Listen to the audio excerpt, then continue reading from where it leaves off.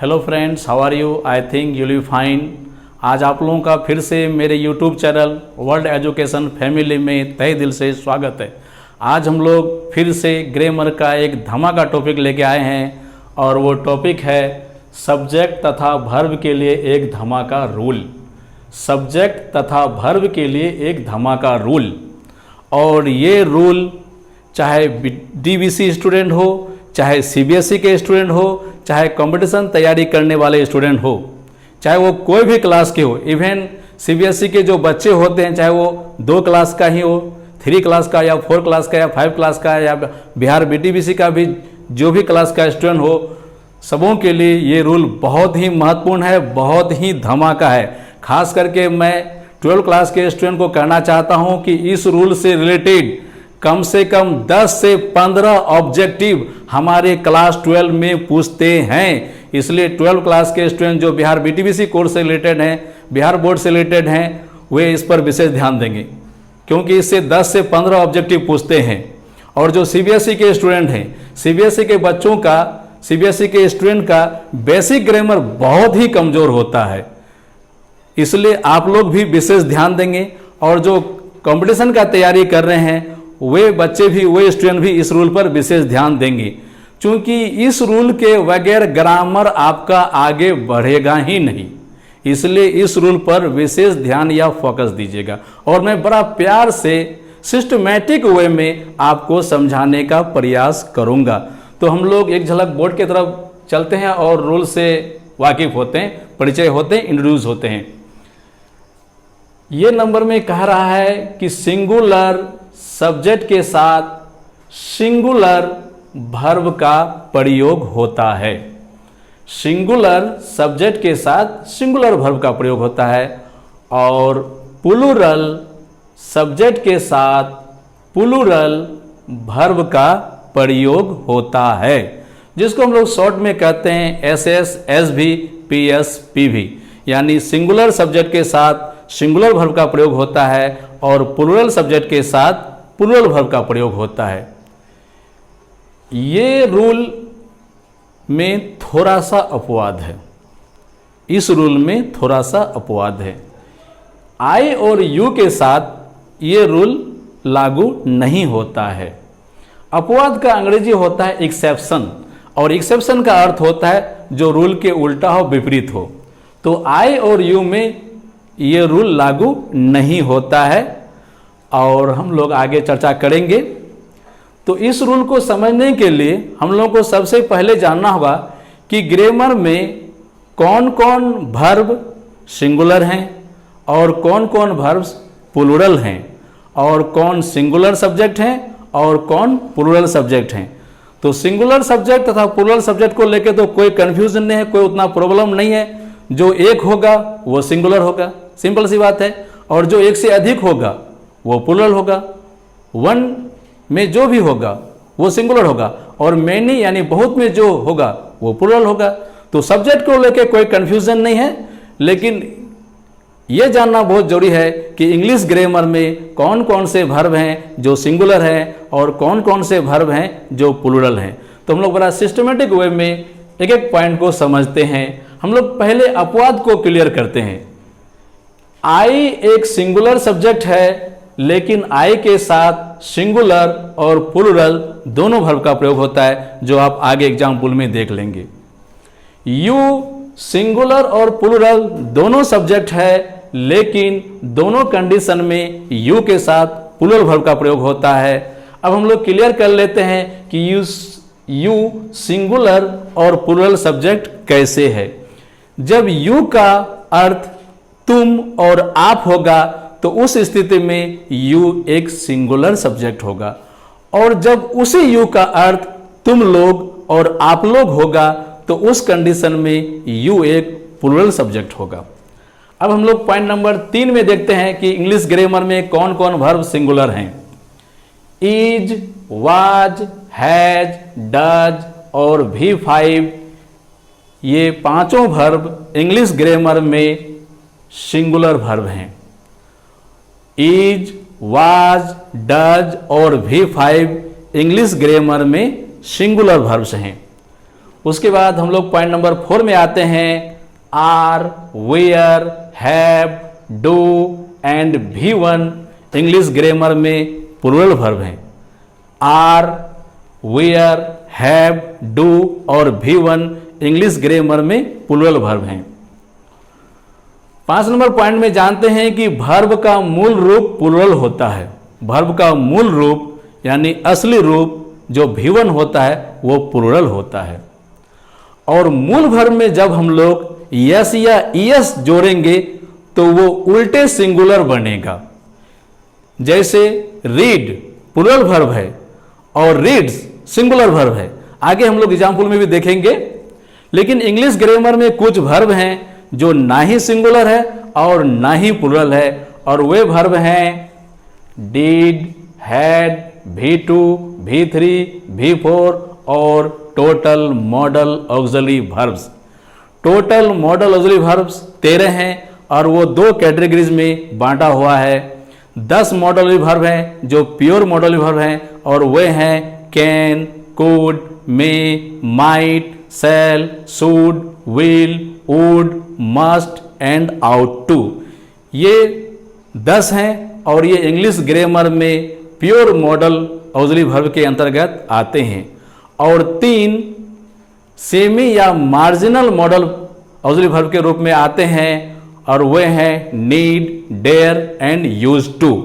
हालांकि मैं अपने नेक्स्ट वीडियोस में मॉडल ऑक्सिलरी वर्ब का बहुत ही अच्छा क्लास आपको दूंगा, उसके लिए आप टेंशन नहीं लीजिए। मॉडल ऑक्सिलरी वर्ब का एक छोटा सा झलक मैंने आपको बताया। अब हम लोग आते हैं पॉइंट नंबर 8 में। गो, रीड, प्ले, ईट, रन, etc प्लूरल वर्ब हैं। हालांकि बहुत लोग सोचेंगे कि ये इसमें तो यस या यस नहीं है तो ये प्लूरल कैसे हो गया। लेकिन मैंने पॉइंट नंबर 5 में बताया कि वर्ब का मूल रूप प्लूरल होता है, इसलिए गो, रीड, प्ले, ईट, रन, etc प्लूरल वर्ब्स हैं। और जब हम लोग मूल वर्ब में यस या यस जोड़ देंगे तो वो सिंगुलर वर्ब बन जाएगा। इसलिए goes, reads, plays, eats, runs ये सारे सिंगुलर वर्ब्स हैं। हम लोग इंग्लिश ग्रामर में और कुछ बातें गौर करते हैं। वर्ब का जो सिंगुलर तथा प्लूरल फॉर्म है वो संख्या पर आधारित नहीं होता है। नहीं तो व्यवहारिक जीवन में हम लोग ये जानेंगे कि सिंगुलर मतलब एक, प्लूरल मतलब एक से अधिक। लेकिन ये कंसेप्शन, ये रूल सिर्फ नाउन पर अप्लाई होता है, वर्ब में ये अप्लाई नहीं होता है, क्योंकि वर्ब का संख्या नहीं होता है। इसलिए वर्ब का जो सिंगुलर और प्लूरल रूप है वो संख्या पर आधारित नहीं है। वर्ब का सिंगुलर तथा प्लूरल फॉर्म प्रयोग पर आधारित है। सिंगुलर मतलब एक वचन यानी एक, और प्लूरल मतलब बहुवचन यानी एक से अधिक। ये कंसेप्शन नाउन पर लागू होता है, क्योंकि नाउन का संख्या होता है और वर्ब का संख्या नहीं होता है। तो वर्ब का जो सिंगुलर और प्लूरल फॉर्म है वो प्रयोग पर आधारित है, और नाउन का जो सिंगुलर प्लूरल फॉर्म है वो संख्या पर आधारित है।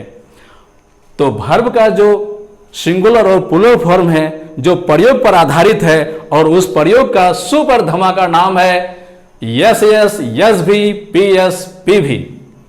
आप लोग गौर कीजिएगा, जो भी स्टूडेंट्स इस वीडियो को देखेंगे प्लीज गौर कीजिएगा, क्योंकि इस रूल के बिना ग्रामर मुश्किल है।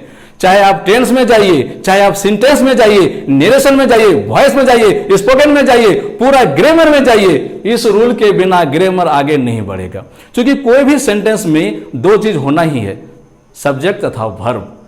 और वो सब्जेक्ट तथा वर्ब के लिए एक बहुत ही सुपर धमाका रूल है। मैंने अभी जस्ट बताया कि वर्ब का सिंगुलर तथा प्लूरल फॉर्म संख्या पर आधारित नहीं होता है।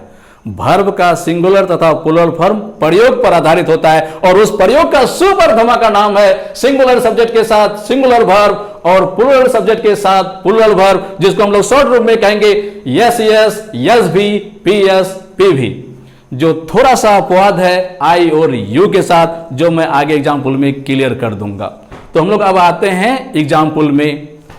राम यस यस यानी सिंगुलर सब्जेक्ट है, इसलिए रीड्स सिंगुलर वर्ब। चूंकि भर्ब में यस या ईएस जोड़ने से वो सिंगुलर होता है, भर्ब मूल रूप में प्लूरल होता है। तो राम पढ़ता है, Ram reads. Ram singular subject और reads singular verb, singular subject singular verb. अब बी में आते हैं, राम और मोहन पढ़ते हैं। राम एंड मोहन पढ़ते हैं, ये दो है, इसका मतलब ये पीएस, इसलिए भर्ब पी भी रीड। रीड कैसे पी भी हुआ?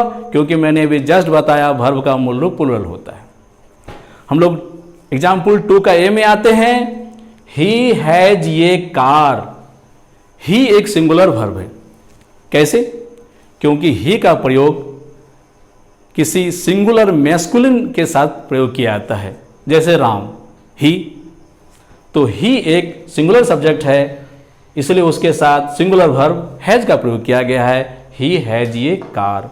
वहीं पे हम लोग वी को लेते हैं, देखते हैं, वी एक प्लूरल सब्जेक्ट है। क्यों प्लूरल सब्जेक्ट है?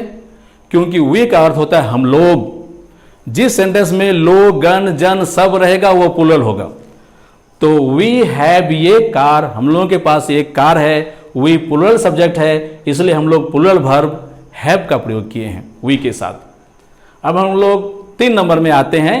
मैंने वहां बताया कि एस एस, एस भी, पी एस, पी भी सिंगुलर सब्जेक्ट के साथ सिंगुलर भर्ब, प्लूरल सब्जेक्ट के साथ प्लूरल भर्ब, ये जो रूल है इस रूल को आई फॉलो नहीं करते हैं, या ये रूल आई पर लागू नहीं होता है। कैसे? जैसे मैं पढ़ता हूं, आई रीड, तो आई तो सिंगुलर सब्जेक्ट है, लेकिन रीड प्लूरल भर्ब है। क्यों? क्योंकि मैंने भी जस्ट बताया भर्ब का मूल रूप प्लूरल होता है। ठीक उसी तरह से हम लोग बी नंबर एग्जाम्पल में आते हैं। आई वॉज रेडी, मैं तैयार था, मैं तैयार था। तो आई यहां सिंगुलर सब्जेक्ट है, लेकिन वाज सिंगुलर भर्ब है। वाज हम कैसे मानेंगे सिंगुलर भर्ब है? तो हम लोग पॉइंट नंबर 3 पर गौर करेंगे, वहां पे क्लियरली बताया गया है कि इज, वाज, हैज, डज और V5 सिंगुलर भर्ब है। ये मैं नहीं कह रहा हूं, ग्रामर कह रहा है, और आपको ये स्वीकार करना होगा, क्योंकि मैं नहीं कह रहा हूं, ग्रामर कह रहा है। और मैं वही बताऊंगा जो बड़े बड़े विद्वानों ने, राइटरों ने ग्रामर में लिखा है। मैं अपने मन से कुछ नहीं बता सकता हूं, क्योंकि इंग्लिश को मैंने नहीं बनाया है। जो बड़े बड़े विद्वानों ने इज, वाज, हैज, डज और V5 को सिंगुलर भर्ब माना है, तो हम लोगों को भी सिंगुलर भर्ब वो मानना होगा।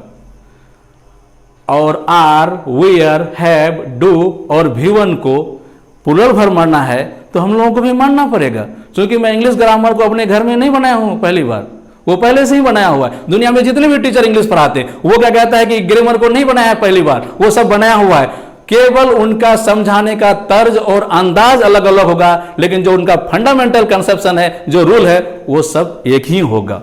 दुनिया में जितने भी टीचर हैं और जितने भी राइटर हैं, वो इज को सिंगुलर भर्ब मानेगा, आर को प्लूरल भर्ब मानेगा। कोई ग्रामर अपने मन से नहीं पढ़ा सकता है, और मैं भी नहीं पढ़ा सकता हूँ। मैं इतनी पुरानी टीचर हूँ, आज 25 साल से इस टीचिंग लाइन में जुड़े हुए हूँ, और आप लोगों का दुआ और आशीर्वाद रहेगा तो मैं इंग्लिश ग्रामर भी लिख रहा हूँ, जो बहुत जल्दी आप लोगों को मिल जाएगा मार्केट में।